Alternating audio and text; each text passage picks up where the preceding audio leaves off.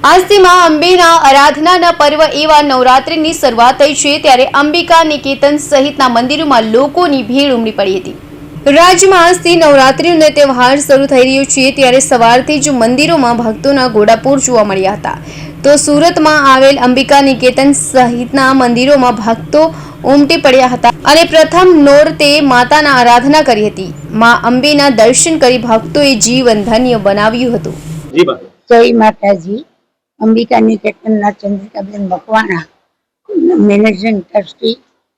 આજે સવારે શરદ નવરાત્ર હોવાથી સવારથી ભાવિક ભક્તોનો ધસારો છે અને 5 વાગ્યાના ભક્તો આવી ગયા છે અને એ લોકો માટે રેલિંગની સુવિધા કરવામાં આવેલી છે, પાણીની સગવડ આપવામાં આવે છે, ગરમીની લાગે પંખાની સગવડ છે અને અમારા સ્વયંસેવકો લોકોને ઝડપથી આગળ વધારી રહેલા છે।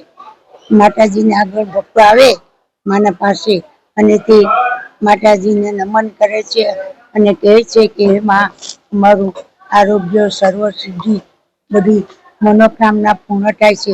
માં એ લોકોને આશીર્વાદ આપે જ છે ને આપતા જ રહેશે।